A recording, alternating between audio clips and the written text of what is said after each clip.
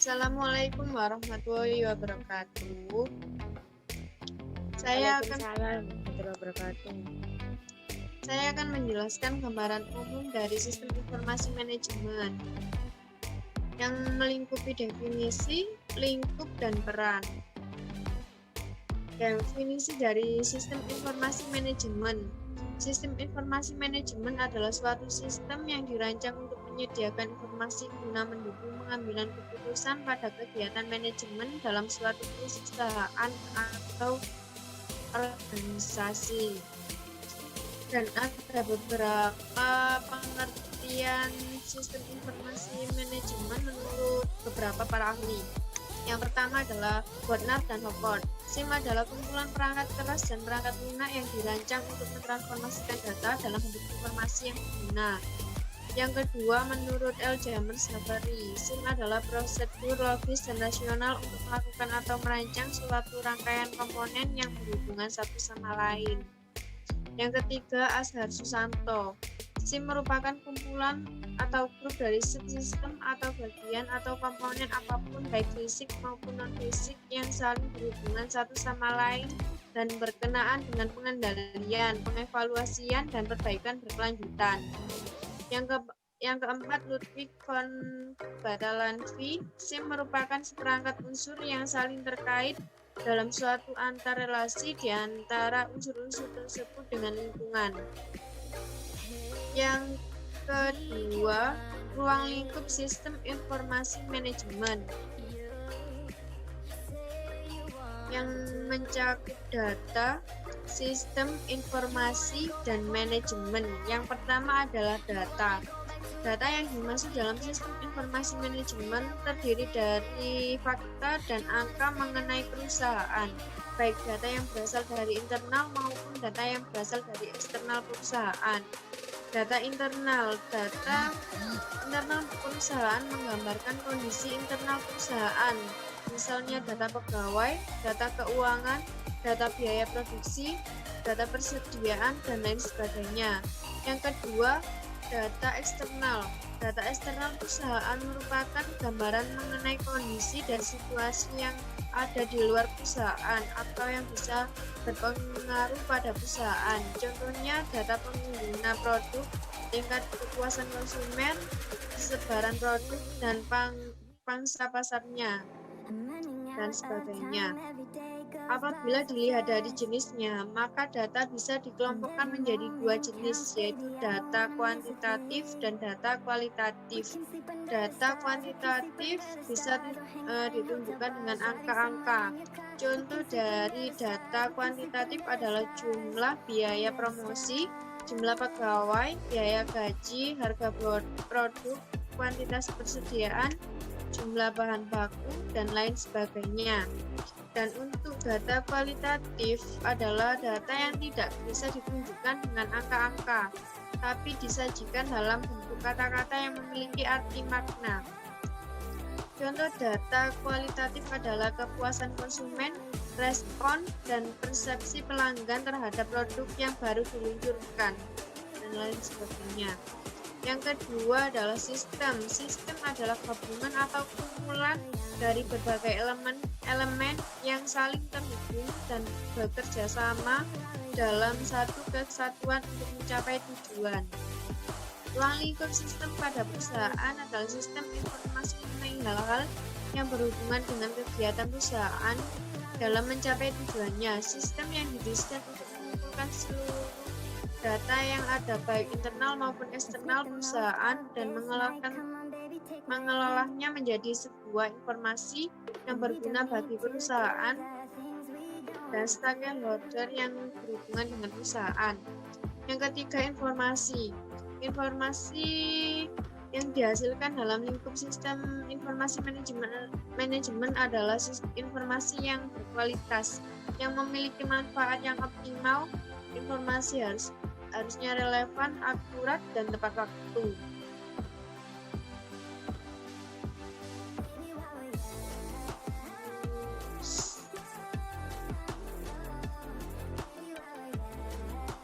Dan untuk manajemennya itu sendiri, kegiatan yang dilakukan seperti melakukan perencanaan, mengkoordinasikan, mengawasi, dan mengendalikan operasional perusahaan agar tujuan perusahaan tercapai.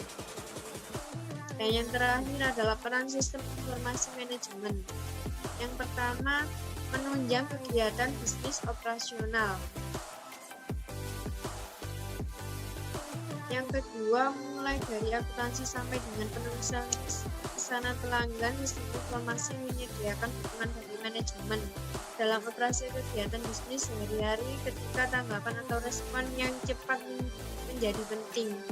Maka kemampuan sistem informasi untuk mengumpulkan dan mengintegrasikan informasi ke berbagai fungsi bisnis mencapai kritikal. Yang kedua, menunjang untuk pengambilan keputusan. Yang ketiga, sistem informasi yang dirancang untuk membantu pencapaian sasaran strategis perusahaan dapat menciptakan keunggulan bersaing di pasar. Yang keempat, mulai dari akuntansi sampai dengan pesanan pelanggan, sistem informasi menyediakan dukungan bagi manajemen dalam operasi kegiatan bisnis sehari-hari. Yang kelima, sistem informasi dapat mengkombinasikan informasi untuk membantu manajer menjalankan bisnis dengan lebih baik. Informasi yang sama dapat membantu para manajer mengidentifikasikan kecenderungan dan untuk mengevaluasi hasil dari keputusan sebelumnya.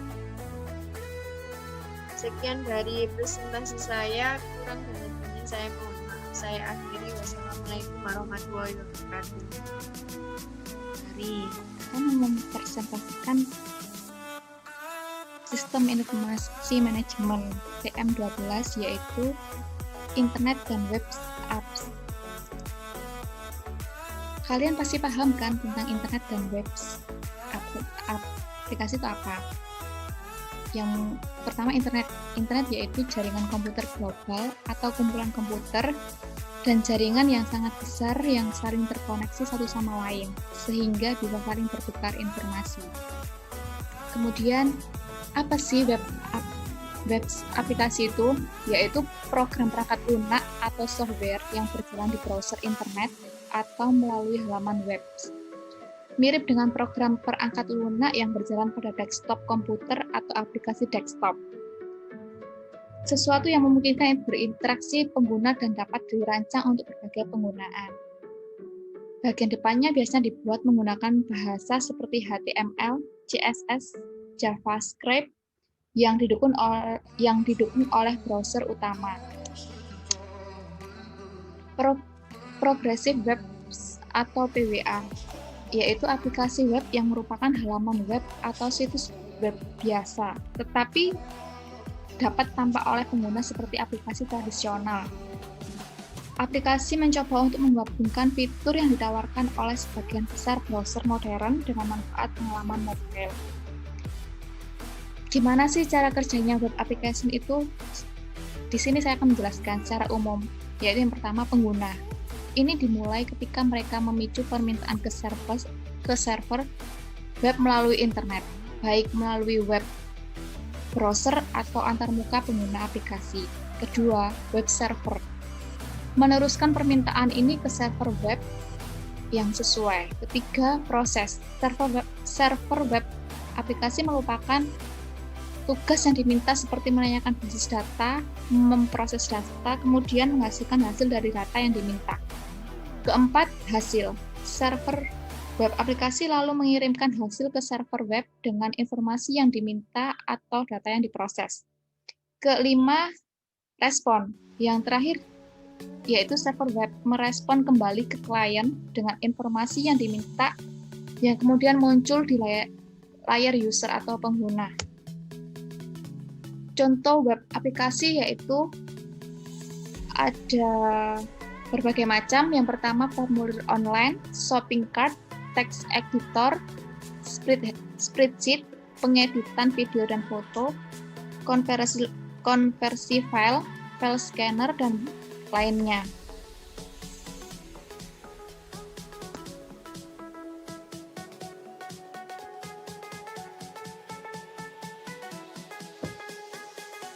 Definisi cloud computing merupakan sebuah teknologi yang menjadikan internet sebagai pusat server untuk mengelola data dan juga aplikasi pengguna.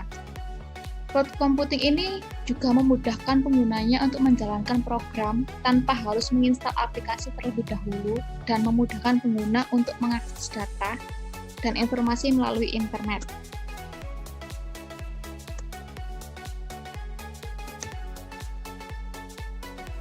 Bagaimana sih cara kerjanya cloud computing itu? Cara kerjanya ini yang pertama, memudahkan pengguna untuk login ke internet agar mendapatkan akses untuk menjalankan program atau aplikasi tanpa harus menginstal aplikasi tersebut.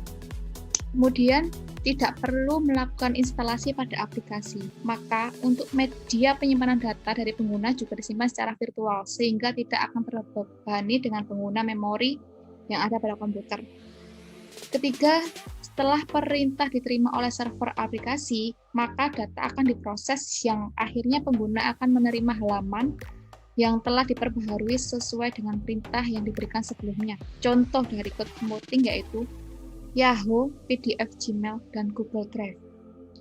Yang terakhir, dalam penggunaan aplikasi tersebut akan langsung terintegrasi secara langsung dengan sistem cloud computing yang ada di komputer. Tujuan dan fungsi cloud computing di sini ada 3 macam. Yang pertama, cloud computing, yaitu delivery atau pengiriman berbagai layanan melalui internet, termasuk penyimpanan data, server, database, jaringan, dan software. Kedua, penyimpanan berbasis cloud memungkinkan untuk menyimpan file ke basis data jauh dan mengambilnya sesuai permintaan. Yang ketiga, service atau layanan tersebut dapat berupa layanan publik, private, di mana layanan publik tersebut disediakan secara online dengan biaya sementara layanan pribadi di-hosting pada jaringan klien tertentu. Adapun model-model cloud computing ini ada 4. Yang pertama, private cloud, 2, community cloud, 3, public cloud, 4, hybrid cloud.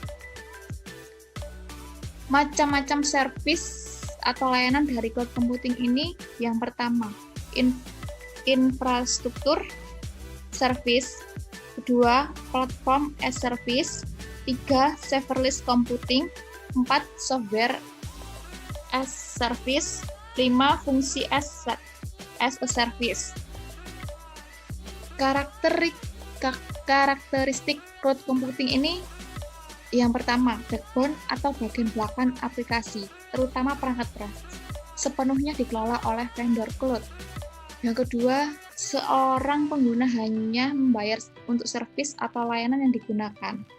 Ketiga, layanan cloud computing merupakan servis yang dapat diskalakan. Struktur cloud computing ini ada 3, yaitu komputer front-end, kedua komputer back-end, ketiga penghubung antar keduanya. Kemudian pengertian virtual intelligence merupakan ilmu yang mempelajari tentang cara membuat suatu komputer atau mesin yang mana mesin komputer tersebut bisa melakukan hal-hal yang biasa dilakukan oleh manusia. Mungkin bisa menyerupai atau lebih baik dari hal-hal yang biasa dilakukan oleh manusia. Jenis-jenis virtual intelligence ada 2. Yang pertama, weak virtual intelligence, yang disebut juga narrow artificial intelligence, adalah mesin atau komputer yang didesain dan dilatih untuk kegiatan tertentu yang bertindak seakan-akan mereka cerdas, seperti dalam permainan catur yang ada di komputer. Kedua, strong virtual intelligence. Di dalam strong virtual intelligence ada 4 macam bagian. Yang pertama, reactive machinist, kedua, limited memory, ketiga, theory of mind, keempat, self-awareness. Mengapa sih diadakannya ada virtual intelligence itu?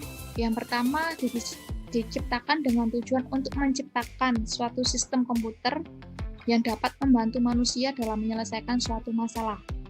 Virtual intelligence ini sangat berguna sekali untuk memecahkan masalah yang bersifat praktis dan bersifat memahami. Virtual intelligence suatu bagian dari ilmu komputer yang mempelajari bagaimana caranya untuk membuat suatu komputer agar bisa melakukan pekerjaan biasa dilakukan oleh manusia.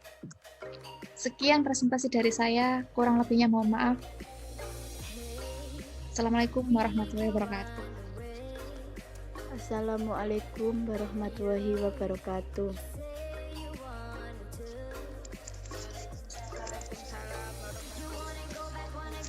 Saya akan mempresentasikan bab 2 yaitu sistem informasi keunggulan kompetitif.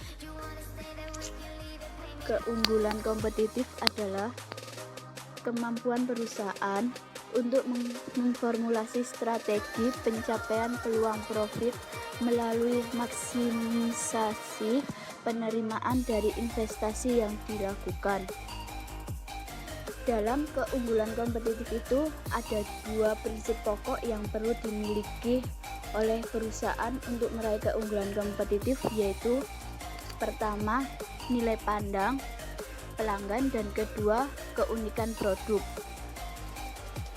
Dalam sistem informasi keunggulan kompetitif itu dibagi menjadi dua, ada peran dan tantangan. Dalam peran sistem informasi itu, peran sistemnya itu menggunakan teknologi informasi dalam suatu organisasi sangat diperlukan untuk mendukung strategi bersaing dalam bisnis. Salah satu strategi dalam meningkatkan daya saing adalah dengan melakukan pengembangan sistem informasi dalam organisasi atau perusahaan tersebut. Jika sebelumnya peranan sistem informasi hanya sebagai proses penunjang dalam memperoleh data, maka pada saat ini perannya telah berubah menjadi alat strategi dalam perusahaan untuk meningkatkan kemampuan bersaingnya. Inti dari peran sistem keunggulan kompetitif yaitu untuk peningkatan peran fungsi dan nilai sistem informasi setiap unit kegiatan. Sistem informasi strategis dapat berupa sistem informasi apapun, contohnya TPS, SIM, DSS, dan lain-lain, yang menggunakan teknologi informasi untuk membantu organisasi dalam memperoleh keunggulan kompetitif, mengurangi kelemahan kompetitif, atau untuk memenuhi tujuan strategis perusahaan lainnya. Dengan adanya aplikasi teknologi informasi perusahaan dapat meningkatkan kinerja operasional dan manajemen. Teknologi contohnya yaitu teknologi seperti otomatisasi kantor, otomatisasi pabrik, sistem pemrosesan transaksi, dan sistem manajemen database berpengaruh pada kualitas organisasi. Perangkat keras komputer, perangkat lunak komputer, spesialis informasi, user, data, base, dan informasi merupakan suatu sumber daya informasi. Sumber daya informasi itu sendiri harus dikelola dengan baik oleh perusahaan untuk mendapatkan suatu hasil yang menjadi target perusahaan.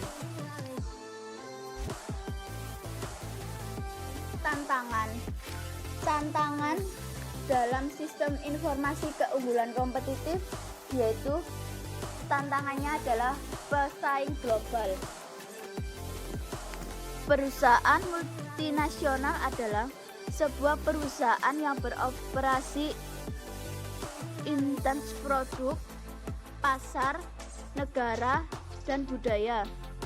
Perusahaan multinasional terdiri atas perusahaan induk dan sekelompok anak perusahaan. Pesaing global yaitu organisasi-organisasi kalangan profesional dan staf yang bekerja di negara lain yang bersaing untuk pekerjaan yang sama seperti yang terjadi di negara tuan rumahnya. Intinya yaitu melakukan outsourcing untuk mengontrakkan sebagai operasi mereka ke luar negeri. Alasan utamanya yaitu perusahaan melakukan outsourcing adalah ekonomi. Tetapi outsourcing juga memiliki kelemahannya sendiri. Salah satu contohnya yaitu di mana saat perusahaan melakukan outsourcing, mereka tidak mendapatkan perlindungan yang memadai untuk memiliki hak kekayaan intelektual. Tantangan dalam mengembangkan sistem informasi global yaitu sistem informasi global diberikan untuk sistem informasi yang terdiri atas beberapa jaringan yang melintas batas negara. Ada beberapa kendala yang harus diatasi pengembangan GIS. Yang pertama, kendala-kendala politisi. Kedua, rintangan budaya dan komunikasi. Ketiga, masalah-masalah teknologi. Dan yang keempat, kurangnya dukungan dari manajemen anak. Sekian dari presentasi bab 2. Warahmatullahi wabarakatuh. Saya di sini akan mempresentasikan tentang konsep dasar informasi. Yang pertama yaitu data. Data merupakan bentuk yang masih mentah. Sumber data dapat diklasifikasikan menjadi 3, yaitu data internal, data personal, dan data eksternal. Data internal sumbernya adalah orang, produk, layanan, dan proses. Sedangkan data personal, sumber data ini bukan hanya fakta, tapi dapat juga mencakup konsep dan pemikiran. Sedangkan data eksternal, sumber data ini dimulai dari basis data komersial hingga sensor satelit. Data ini tersedia di CD, flash disk, atau media lainnya dalam bentuk film, suara, gambar, diagram. Yang kedua yaitu informasi. Informasi adalah data yang diolah menjadi bentuk lebih berguna dan lebih berarti bagi penerimanya. Jadi informasi itu kumpulan dari data yang sudah diolah. Kemudian pengetahuan.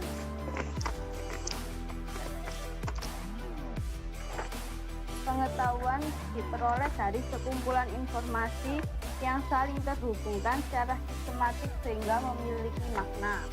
Kalau yang di gambarnya Bu Ana itu kan ada segitiga itu ya, yang di bawah itu data, kemudian atasnya itu informasi, kemudian pengetahuan, dan yang kumpulan pengetahuan itu wisdom. Kemudian sekarang membahas hierarki data. Hierarki adalah urutan atau aturan dari tingkatan abstraksi menjadi seperti struktur pohon. Gambarnya itu kalau gambar ya, Rek. Bentar ya. Yang pertama itu bit. Bit adalah suatu sistem angka biner yang terdiri atas 2 macam nilai saja, yaitu 0 dan 1. Kemudian byte. Byte itu bagian terkecil yang dapat dialamatkan dalam memori. Kemudian file atau kolom adalah unit terkecil yang disebut data. File merupakan sekumpulan byte. Yang kemudian keempat yaitu record. Record adalah gabungan sejumlah elemen data yang saling terkait. Kemudian file. File adalah kumpulan record sejenis yang mempunyai panjang atribut sama namun isinya berbeda. Istilah lainnya yaitu data. Kemudian database.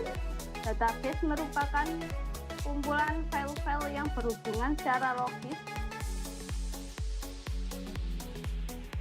dan digunakan secara rutin pada operasi sistem informasi manajemen. Kemudian karakteristik data dan informasi. Yang pertama, akurasi atau presisi.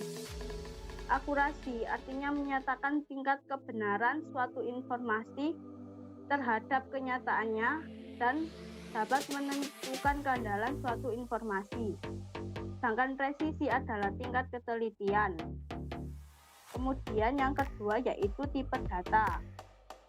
Tipe data dibagi menjadi beberapa macam, yaitu teks, gambar, video, dan audio. Tipe data yang digunakan itu harus sesuai dengan tujuan dan pemakaiannya untuk apa. Misalnya, kalau seorang manajer ingin mengetahui data tentang keuangan, pasti Yang dibutuhkan itu ya data yang berupa gambar atau teks ya. Kemudian yang ketiga, usia informasi dan rentang waktu. Usia informasi merupakan lamanya waktu dari sejak informasi tersebut ditampilkan sampai saat ini. Jadi informasi itu tidak kadaluarsa saat sampai ke penerimanya. Kalau rentang waktu itu selang waktu yang digunakan untuk mencakup data dan informasi. Yang keempat, tingkat keringkasan dan kelengkapan. Informasi itu harus ringkas ya. Kalau nggak ringkas itu kan susah untuk dipahami. Namun tingkat keringkasan dari sebuah data dan informasi juga perlu disesuaikan. Dan data dan informasi itu harus lengkap karena untuk mengambil keputusan. Jadi kalau nggak lengkap itu susah untuk mengambil keputusannya. Kemudian kemudahan akses. Data dan informasi itu harus mudah diakses. Kalau data dan informasi tidak mudah diakses itu ya tidak berguna. Yang keenam, sumber informasi. Sumber informasi dapat bersifat internal dan eksternal. Kalau internal itu dari dalam perusahaan, sedangkan kalau eksternal dari luar perusahaan. Sumbernya itu juga bisa formal dan informal. Kalau formal itu dari data-data yang resmi, kalau informal berasal dari percakapan atau perbincangan yang tidak resmi atau tidak secara langsung. Yang ketujuh yaitu relevansi.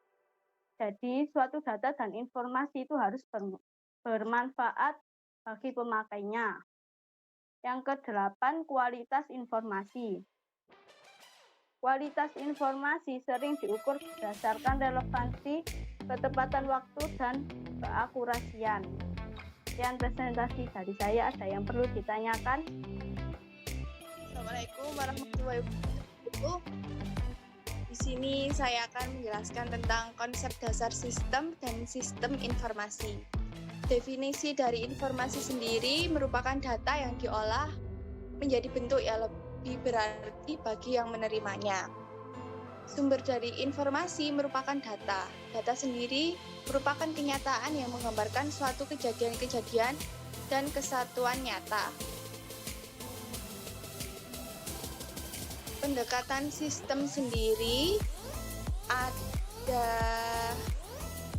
pertama tujuan. Tujuan inilah yang menjadi pemotivasi yang mengarahkan sistem. Tanpa tujuan, sistem menjadi tak terarah dan tak terkendali. Yang kedua merupakan masukan. Masukan sendiri segala sesuatu yang masuk dalam sistem dan selanjutnya menjadi bahan yang diproses. Ketiga ada proses.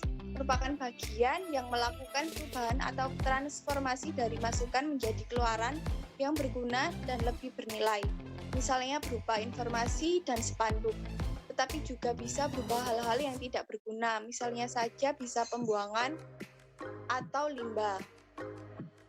Keempat ada keluaran atau output merupakan hasil dari pemrosesan.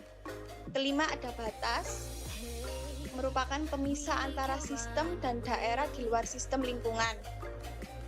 Yang keenam ada mekanisme pengendalian dan umpan balik, diwujudkan dengan menggunakan umpan balik atau feedback yang mencuplik keluaran. Ketujuh ada lingkungan, yang merupakan segala sesuatu yang berada di luar sistem. Ketujuh itu termasuk elemen dari sistem informasi.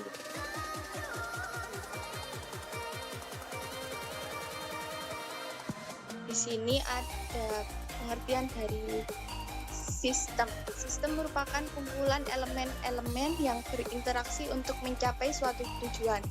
Sedangkan pengertian subsistem merupakan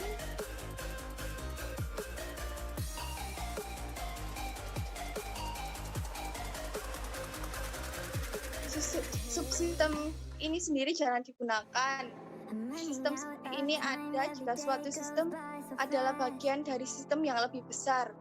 Sistem yang lebih besar itu adalah super sistem.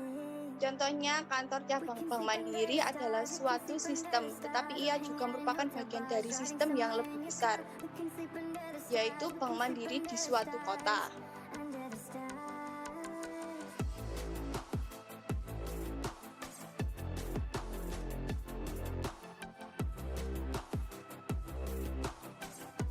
Perbedaan dari subsistem dan supersistem. Subsistem merupakan komponen atau bagian dari suatu sistem. Subsistem ini bisa fisik ataupun abstrak. Subsistem sebenarnya hanya Pengeluaran, melihat keuntungan dan kerugian bisnis, merapikan pencatatan pelaporan keuangan, dan masih banyak lainnya. Yang ketiga yaitu sistem informasi keuangan. Sistem informasi keuangan merupakan sistem informasi yang berada di bawah manajemen dengan fungsi untuk mengatur keuangan perusahaan. Sistem informasi keuangan ini nantinya akan terintegrasi dengan sistem informasi akuntansi untuk masalah pencocokan datanya. Ada beberapa alasan penting kenapa harus mengimplementasikan sistem informasi keuangan dalam bisnis. Untuk mencatat semua transaksi keuangan dalam waktu tertentu, dapat diintegrasikan dengan sistem informasi akuntansi sebagai audit dan cross-check terhadap pemasukan dan pengeluaran bisnis. Membantu dalam perhitungan pajak, mempercepat auditor dalam melakukan audit keuangan perusahaan. Yang keempat yaitu sistem informasi manufaktur. Untuk bisnis Anda yang bergerak dalam bidang manufaktur atau produksi, memiliki informasi manajemen ini adalah hal yang wajib. Ada beberapa manfaat yang akan diperoleh dari sistem informasi manufaktur seperti untuk pencatatan produksi dalam bisnis, untuk mencatat hasil produksi yang tidak lulus quality check, mencatat pemesanan barang, mencatat biaya produksi, analisa kebutuhan produksi, dan memberikan data real time kegiatan produksi yang berfungsi. Yang kelima yaitu sistem informasi dan sumber daya manusia. Sistem informasi ini sering digunakan bagi HRD dan personalia dalam perusahaan untuk menyimpan data diri karyawan, gaji pokok, tunjangan, bonus, masa kerja, jabatan, dan lain sebagainya. Dengan adanya sistem informasi ini, kerjaan dari bagian SDM bisa lebih mudah. Selain itu, sistem informasi sumber daya manusia juga bisa dikombinasikan dengan sistem informasi manajemen, keuangan, dan lain sebagainya. Yang keenam yaitu sistem informasi pemasaran. Sistem informasi pemasaran sangat penting bagi divisi pemasaran dalam perusahaan. Dengan sistem pemasaran ini akan membantu dalam proses pencatatan dan memberikan segala informasi mengenai penjualan yang telah dilakukan oleh perusahaan. Manfaat lainnya dari sistem informasi pemasaran ini seperti 1. Mengetahui jumlah produk yang terjual, 2. Mengetahui produk yang paling laku, 3. Mengetahui produk yang jarang peminat, 4. Mengetahui metode pemasaran yang tepat, dan 5. Mengetahui respon pasar terhadap produk. Yang terakhir yaitu sistem informasi eksekutif. Sistem informasi eksekutif dikembangkan dan juga digunakan untuk mereka yang berada di level eksekutif dari suatu perusahaan. Sistem informasi ini akan memberikan kemudahan dalam arus informasi dari divisi di bawahnya kepada mereka. Lalu, siapa saja yang termasuk level eksekutif adalah mereka yang memiliki hak penuh atas perusahaan, CEO, komisaris, pimpinan tertinggi, direksi, dan elemen eksekutif lain yang memiliki kewenangan dalam perusahaan. Sekian presentasi dari saya, apa ada yang ditanyakan? Suatu sistem, ini berarti bahwa sistem berada pada lebih dari satu tingkat. Ada juga super sistem. Sistem ini jarang digunakan. Sistem seperti ini ada jika suatu sistem adalah bagian dari sistem yang lebih besar. Sistem yang lebih besar itu adalah super sistem. Super sistem antarmuka. Istilah antarmuka penggunaan mencakup semua aspek komunikasi antara pengguna dan sistem. Cakupannya tidak hanya perangkat keras dan perangkat lunak, tapi juga faktor-faktor yang berkaitan dengan kemudahan penggunaan, kemampuan untuk dapat diakses, dan interaksi manusia dan mesin. Beberapa ahli merasa bahwa Antarmuka penggunaan merupakan komponen yang paling penting karena merupakan sumber dari berbagai power, fleksibilitas, dan karakteristik. Ahli lainnya menyatakan bahwa antarmuka penggunaan merupakan sistem dari sisi pengguna karena antarmuka adalah salah satu bagian dari sistem yang dilihat oleh pengguna. Di sini ada sistem antar organisasi atau disebut dengan IOS, Interorganisational System. Kadang-kadang disebut sistem informasi antar organisasi, merupakan suatu kombinasi perusahaan-perusahaan yang terkait sehingga mereka berfungsi sebagai suatu sistem tunggal yang bekerja sama untuk mencapai tujuan bersama. Perusahaan-perusahaan yang membentuk IOS disebut mitra dagang atau mitra bisnis.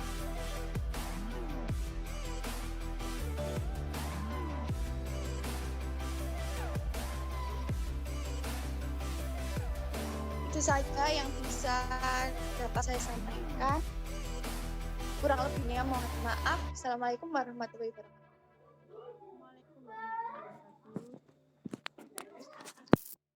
Mau mempresentasikan tentang komponen sistem informasi manajemen. Komponen sistem informasi manajemen merupakan semua elemen-elemen yang membentuk sebuah sistem informasi. Komponen dalam sistem informasi manajemen terbagi menjadi dua bagian. Satu, komponen sistem informasi manajemen fungsional dan komponen sistem informasi manajemen fisik. Komponen sistem informasi manajemen fungsional merupakan semua komponen yang berkaitan dengan teknik pengumpulan data, pemrosesan data, pengiriman data, penyimpanan, dan pelaporan yang diperlukan oleh manajemen. Komponen-komponen sistem secara fungsional terdiri dari 5 bagian. 1. Sistem administrasi dan operasional. 2. Sistem pelaporan manajemen. 3. Sistem database. 4. Sistem pencurian. 5. Manajemen laba.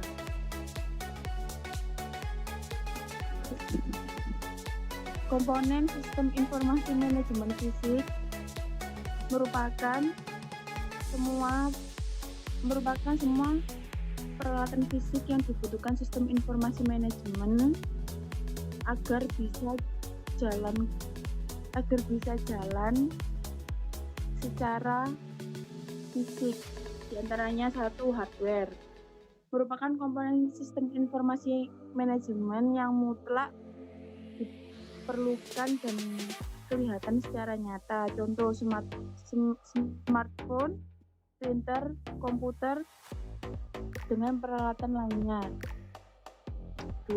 Software merupakan perangkat lunak tidak berupa fisik tetapi berupa file dan aplikasi. Perangkat ini akan memberikan perintah atau instruksi. Software terdiri dari sistem operasi, bahasa, pemrograman, dan program aplikasi. 3. Database tempat penyimpanan data dan informasi yang berupa file berisi data dan program yang dikumpulkan dan disimpan secara sistematis sehingga mudah diakses. Yang keempat, prosedur pengoperasian merupakan berupa panduan atau instruksi penyiapan data dan petunjuk pengoperasian hardware dan software. Prosedur berisi tentang peraturan dalam penggunaan sistem informasi manajemen. Nomor 5, personil merupakan yang menjalankan dan mengoperasikan semua komponen fisik lainnya di atas, mulai mengerjakan hardware, menjalankan software. Contoh, pakar ahlinya adalah operator, analisis sistem, dan programmer. 6. Jaringan data gabungan beberapa perangkat hardware dan software yang telah didesain sedemikian rupa dengan adanya jaringan, maka pertukaran bisa dengan mudah dilakukan. Akses data dan informasi yang lebih efisien dan diberikan dalam waktu yang cepat.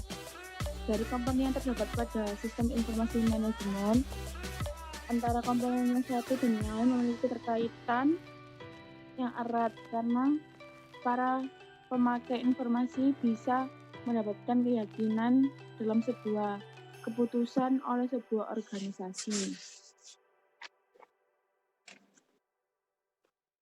Arsitektur sistem informasi merupakan suatu pemetaan atau rencana kebutuhan informasi informasi di dalam organisasi.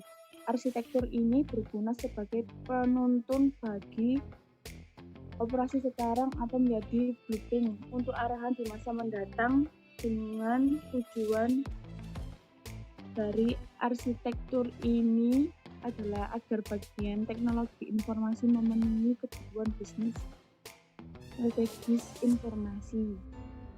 Oleh karena itu, arsitektur informasi memadukan kebutuhan informasi, komponen sistem informasi dan teknologi mendatang. Arsitektur informasi menggunakan teknologi dibedakan menjadi tiga macam, yaitu satu, arsitektur terpusat, dua, arsitektur desentralisasi, merupakan konsep dari pemrosesan data terbesar, tiga, arsitektur klien atau server, konektivitas antara berbagai macam komputer sangatlah tinggi. Istilah interoperabilitas sekarang dipakai untuk menyatakan keadaan ini.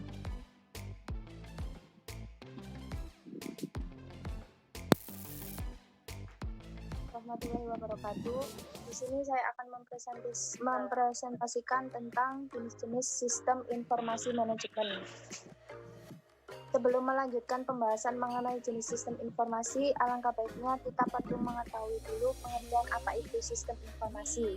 Pengertian sistem informasi adalah suatu sistem yang ada dalam organisasi dengan mempertemukan kebutuhan pengolahan transaksi harian dan mendukung kegiatan operasi serta bersifat manajerial serta strategi dari organisasi dan tersedia untuk pihak luar organisasi sesuai dengan laporan-laporan yang dibutuhkan. Jika diartikan secara terpisah, pengertian sistem adalah sekelompok elemen atau komponen yang digabungkan menjadi satu dengan tujuan untuk mencapai tujuan tertentu. Sedangkan pengertian informasi adalah sekumpulan data dan fakta yang telah melalui proses sehingga bisa dimengerti oleh penerimanya. Selanjutnya yaitu jenis sistem informasi. Yang pertama yaitu sistem informasi manajemen. Sistem ini menyasar untuk kegiatan manajerial. Yang termasuk ke dalam manajerial adalah setiap orang yang memiliki kedudukan dalam organisasi dan pekerjaan yang memiliki tanggung jawab untuk manajemen pada suatu divisi atau bagian dalam perusahaan. Fungsi sistem informasi manajemen ini seperti 1. Monitoring kinerja karyawan, 2. Memberikan penilaian kepada karyawan, 3. Menerima laporan dari karyawan, 4. Melaksanakan fungsi pengawasan terhadap karyawan, dan 5. Memberikan masukan kepada direksi. Yang kedua yaitu sistem informasi akuntansi.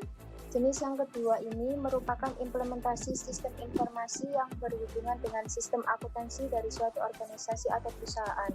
Akuntansi memiliki fungsi untuk melihat kondisi keuangan suatu organisasi apakah sedang surplus atau minus. Dengan adanya sistem informasi akuntansi ini akan membantu tugas seorang akuntan untuk melakukan audit kondisi keuangan perusahaan, menampilkan data-data pemasukan dan pengeluaran, melihat keuntungan dan kerugian bisnis, merapikan pencatatan pelaporan keuangan, dan masih banyak lainnya. Yang ketiga yaitu sistem informasi keuangan. Sistem informasi keuangan merupakan sistem informasi yang berada di bawah manajemen dengan fungsi untuk mengatur keuangan perusahaan. Sistem informasi keuangan ini nantinya akan terintegrasi dengan sistem informasi akuntansi untuk masalah pencocokan datanya. Ada beberapa alasan penting kenapa harus mengimplementasikan sistem informasi keuangan dalam bisnis. Untuk mencatat semua transaksi keuangan dalam waktu tertentu, dapat diintegrasikan dengan sistem informasi akuntansi sebagai audit dan cross-check terhadap pemasukan dan pengeluaran bisnis, membantu dalam perhitungan pajak, mempercepat auditor dalam melakukan audit keuangan perusahaan. Yang keempat yaitu sistem informasi manufaktur.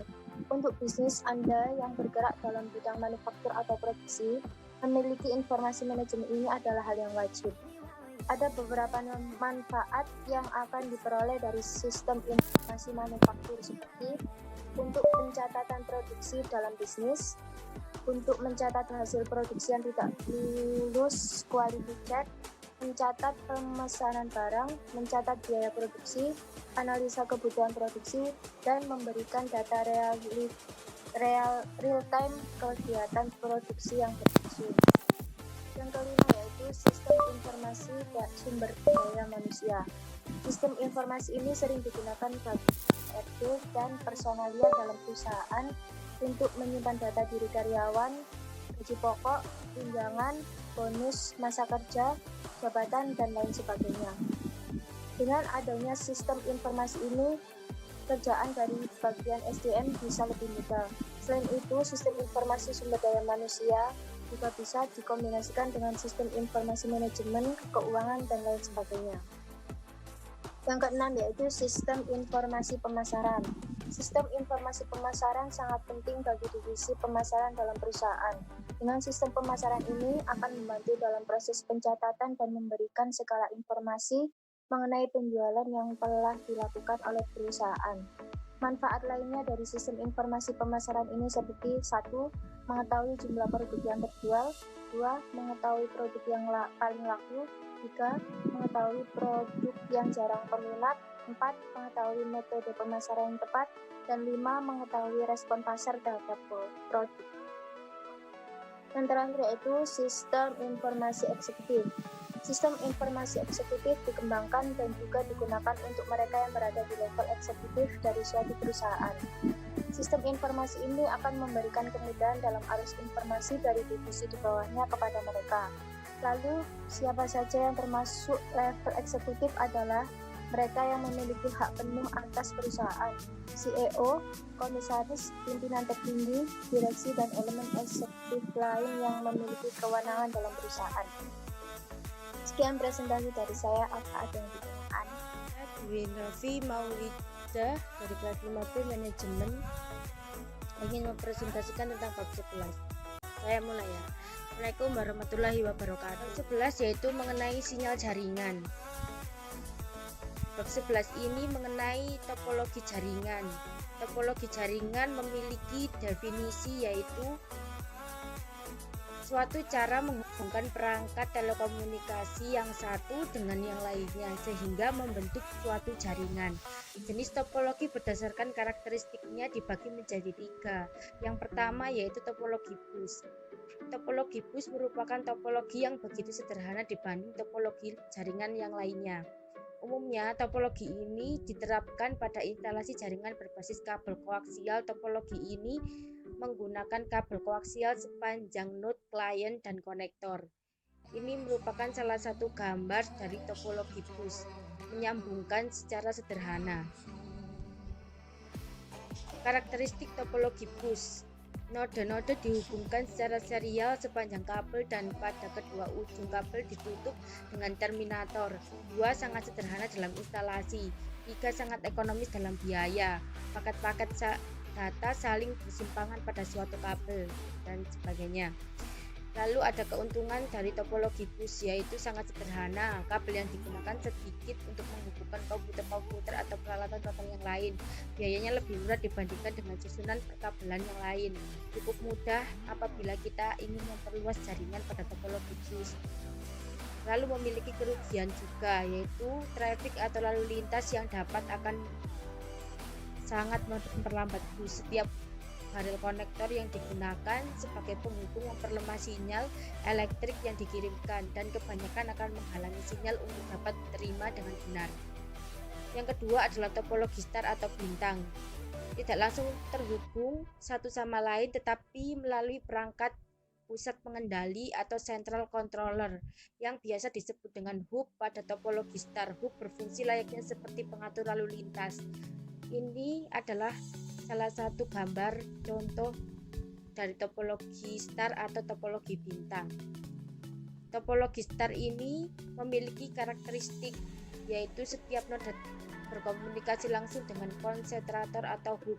Bila setiap paket data yang termasuk ke konsentrator atau hub kemudian di broadcast ke seluruh node yang terhubung sangat banyak, misal memakai hub 32 port, maka kinerja jaringan akan semakin turun. Sangat mudah dikembangkan. Lalu keuntungan dari topologi star ini cukup mudah untuk mengubah dan menambah komputer ke dalam jaringan yang menggunakan topologi star dapat mengganggu aktivitas jaringan yang sedang berlangsung. Itu salah satu dari kerugiannya. Maksudnya keuntungan. Lalu yang kedua adalah kerugian. Memiliki kerugian juga, yaitu memiliki salah satu titik kesalahan terletak pada hub. Jika hub pusat mengalami kegagalan, maka seluruh jaringan akan kegagalan untuk beroperasi. Membutuhkan lebih banyak kabel karena semua kabel jaringan harus ditarik ke satu central point. Jadi membutuhkan lebih banyak kabel daripada topologi jaringan yang lain. Yang ketiga yaitu topologi ring atau topologi cincin, menghubungkan secara langsung dua perangkat dalam jaringan. Lihat pada gambar di bawah ini ya. Topologi ring memiliki karakteristik yaitu node-node dihubungkan secara serial di sepanjang kabel dengan bentuk jaringan seperti lingkaran, sangat sederhana dalam layout seperti jenis topologi bus. Paket-paket data dapat mengalir dalam satu arah ke kiri atau ke kanan sehingga collision dapat dihindarkan. Problem yang dihadapi sama dengan topologi bus, yaitu jika salah satu node rusak, maka seluruh node tidak bisa berkomunikasi dalam jaringan tersebut. Memiliki keuntungan, data mengalir dalam satu arah sehingga terjadinya collision dapat dihindarkan. Aliran data mengalir lebih cepat karena dapat melayani data dari kiri atau ke kanan dari server. Dapat melayani aliran lalu lintas data yang padat karena data dapat bergerak ke kiri atau ke kanan. Waktu untuk mengakses data lebih optimal. Lalu memiliki kerugian juga. Apabila ada satu komputer dalam ring yang gagal berfungsi, maka akan mempengaruhi keseluruhan jaringan. 2. Menambah atau mengurangi komputer akan mengacaukan jaringan. Yang terakhir yaitu sulit untuk melakukan konfigurasi ulang. Demikian presentasi dari saya, kurang lebihnya mohon maaf. Jika ada pertanyaan silahkan ditanyakan. Wassalamualaikum warahmatullahi wabarakatuh. Saya akan membahas tentang TM15 yaitu keselarasan sistem informasi serta teknologi informasi dalam bisnis serta evaluasi sistem. Keselarasan adalah hubungan kedekatan unsur-unsur yang berbeda baik bentuk maupun warna untuk menciptakan keselarasan. Strategi bisnis adalah upaya perusahaan dalam mengambil kebijakan dan pedoman yang memiliki komitmen dan tindakan yang terintegrasi serta dirancang untuk membangun keunggulan dalam persaingan bisnis untuk memenuhi dan mencapai tujuan bisnis. Dalam berbisnis yang perlu diperhatikan diantaranya adalah kita perlu memperhatikan kualitas, juga perlu kenali target pasar, juga kreativitas dan inovasi, juga promosi efektif dan manfaatkan teknologi juga, serta manajemen dalam berbisnis itu sendiri. Sistem informasi adalah suatu dukungan terhadap sistem yang ada dan membantu dalam mencapai keunggulan kompetitif. Atas sistem informasi dapat mempengaruhi aktivitas bisnis perusahaan secara keseluruhan sehingga dapat membantu perusahaan dalam persaingan bisnis dengan perusahaan lainnya. Ciri-ciri strategi informasi sistem, yaitu sistem dalam bisnis itu sendiri, yaitu bertujuan untuk mencapai keuntungan, juga digunakan dalam waktu tertentu untuk memfasilitasi strategi perusahaan, strategi yang dilakukan dalam waktu yang terbatas, dan strategi itu pun dipantau dalam sistem informasi dan untuk pengambilan keputusan dapat dipublikasikan oleh perusahaan lain. Selanjutnya adalah yang perlu diperhatikan dalam atau suatu ciri-ciri dalam strategi informasi sistem ini adalah inovasi yang menjawab kebutuhan customer, menghasilkan inovasi yang unggul, dan kebutuhan customer. Sistem informasi ini juga digunakan untuk bisa mengetahui kebutuhan customer, juga bisa mengakomodasi inovasi dalam 3 hal, yaitu otomatisasi, pengembangan, serta reka ulang. Strategi dalam sistem informasi terdapat 3 strategi umum yang digunakan oleh perusahaan untuk memenangkan persaingan, yaitu cost leadership, diferensiasi, dan focus and other strategy is innovation, alliance, growth, and quality. Berikut pembahasan atas strategi tersebut. Cost leadership strategi, yaitu sistem informasi dikatakan mendukung strategi ini jika perusahaan mampu mencapai posisi biaya terendah dalam industri dengan cara rekayasa proses bisnis, menurunkan biaya dari. Selanjutnya yaitu nomor 2, diferensiasi strategi. Diferensiasi strategi adalah sistem informasi dikatakan mendukung strategi ini jika dapat menyediakan produk atau jasa yang unik dan mampu memberikan nilai lebih kepada pelanggan dibandingkan dengan pesaing lain, yaitu dengan cara memanfaatkan teknologi informasi untuk menciptakan produk atau jasa yang berbeda dan mengurangi keuntungan diferensi dari pesaing. Nomor 3 yaitu fokus strategi. Sistem informasi dikatakan mendukung strategi ini jika dapat membantu perusahaan memfokuskan pada produk atau jasa, yaitu inovasi ini jika dapat menemukan cara khusus dalam berbisnis, yaitu dengan menyediakan produk atau jasa dengan inovasi terbaru. Selanjutnya nomor 5, alliance strategi. Sistem informasi dikatakan mendukung strategi ini jika dapat menciptakan hubungan kerja sama yang menguntungkan baik dengan pemasok, perusahaan lain, bahkan dengan para pesaing. Selanjutnya nomor 6, growth strategi. Sistem informasi dikatakan mendukung strategi ini jika mampu mengembangkan dan mendiversifikasi 6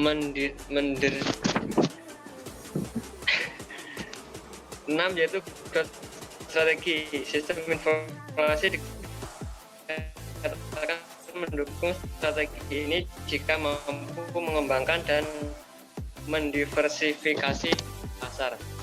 Selanjutnya nomor 7, quality strategi. Sistem informasi dikatakan mendukung strategi ini jika mampu membantu meningkatkan kualitas dari produk atau jasa. Peranan strategi sistem informasi yaitu satu, penggunaan teknologinya untuk meningkatkan kemampuan perusahaan dalam mencapai keunggulan pasar global.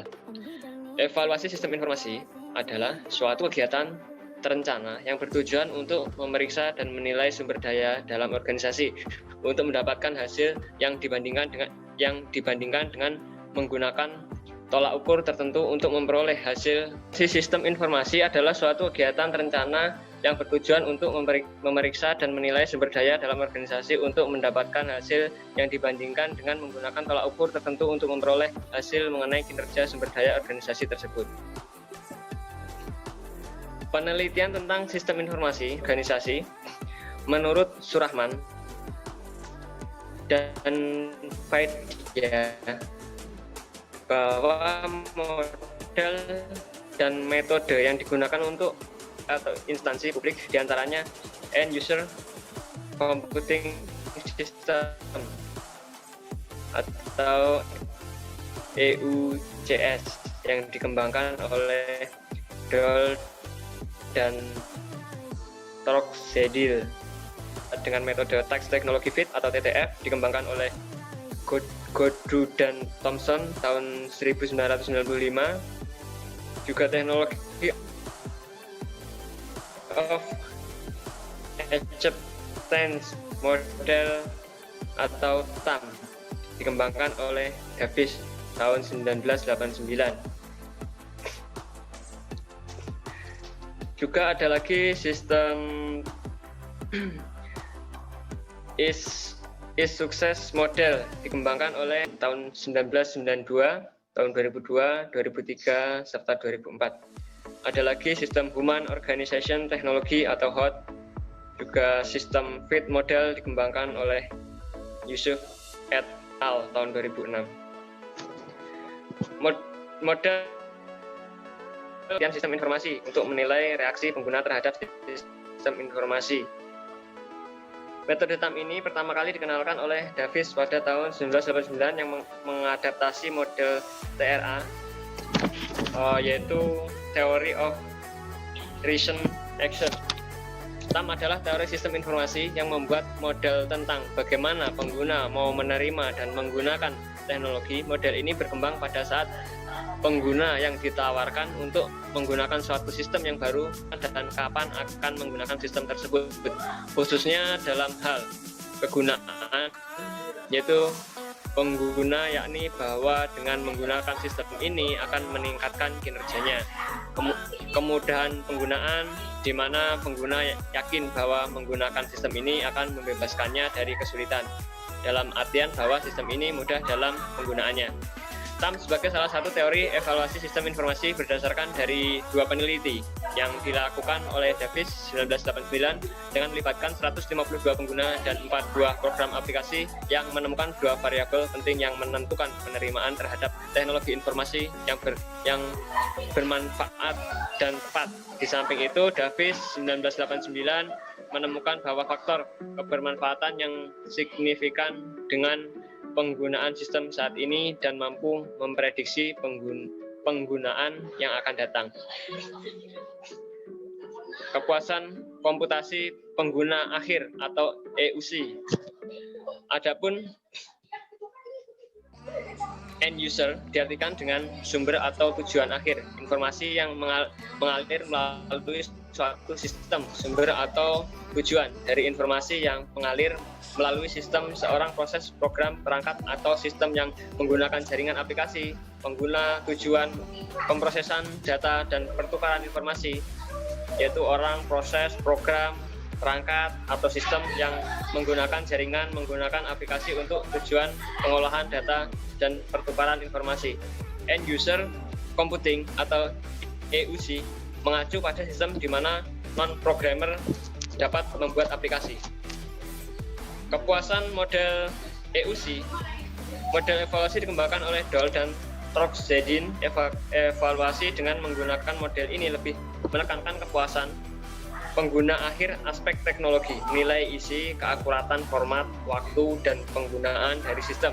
Model ini telah banyak diuji cobakan oleh peneliti lain untuk menguji realitabilitasnya, dan hasilnya menunjukkan tidak ada perbedaan pendapat meskipun instrumen ini berasal dalam berbagai bahasa yang berbeda. Adapun Jin dan Lee tahun 2000 menambahkan lagi dengan kepuasan terhadap kecepatan sistem, kepuasan dengan kecepatan sistem, sedangkan Aslin Hias et al. Ditambahkan dan dikembangkan sendiri dengan sistem masalah keadaan sistem. Analisis Text Technology Fit atau TTF. Inti dari model Text Technology Fit adalah sebuah konstruk formal yang dikenal sebagai Text Technology Fit (TTF) yang merupakan kesesuaian dari kapabilitas teknologi untuk kebutuhan tugas dalam pekerjaan, yaitu kemampuan informasi untuk memberikan dukungan terhadap pekerjaan. Godu and Thompson tahun 1995 disitasi oleh Dishow et al. Tahun 2002.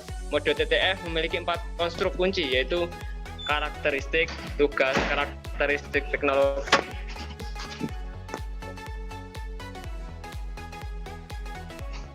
karakteristik teknologi yang bersama-sama mempengaruhi konstruk ketiga TTF yang mempengaruhi variabel hasil, yaitu performance atau utilization. Model TTF berfungsi dan memanfaatkan tersedia untuk mendukung aktivitas pengguna. Analisis model Text Technology Fit atau TTF. Model evaluasi ini pertama kali dikembangkan oleh Godu dan Thomson pada 1995. Teori ini berpegang bahwa teknologi informasi memiliki dampak positif terhadap kinerja individu dan dapat digunakan jika teknologi informasi cocok dengan tugas-tugas yang harus dihasilkan oleh pengguna. Karena model ini, Godu dan Thomson telah menemukan sebuah model yang menggabungkan antara yang disebut teknologi to performance chain atau TPC, menggunakan kedua jalur penelitian dan menyatakan bahwa teknologi harus dimanfaatkan dan sesuai dengan tugas yang mereka dukung dalam rangka untuk memiliki dampak kinerja. Dampak kinerja model TPC memberikan gambaran yang lebih akurat antara teknologi, tugas pengguna, dan hubungan dengan perubahan kinerja. Ada lagi model Fit Human Organization atau Fit Human Organization Technology atau HOT. Selanjutnya yaitu model Fit Human Organization Technology atau disingkat HOT. Model ini dikembangkan oleh Yusuf dan kawan-kawan tahun 2006, yaitu memberikan kerangka kerja baru yang dapat digunakan untuk melakukan evaluasi sistem informasi yang disebut model Fit Human Organization Technology atau disingkat dengan HOT. Model ini menempatkan komponen penting dalam sistem informasi, yakni manusia, organisasi, dan teknologi, dan kesesuaian hubungan diantaranya komponen manusia, yaitu menilai sistem informasi dari sisi penggunaan, sistem penggunaan, pada frekuensi dan luasnya fungsi-fungsi dan penyelidikan sistem informasi penggunaan sistem juga.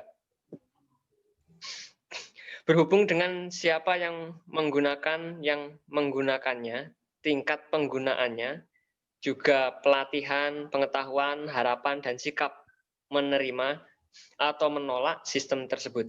Komponen ini juga penilaian sistem dari aspek kepuasan pengguna.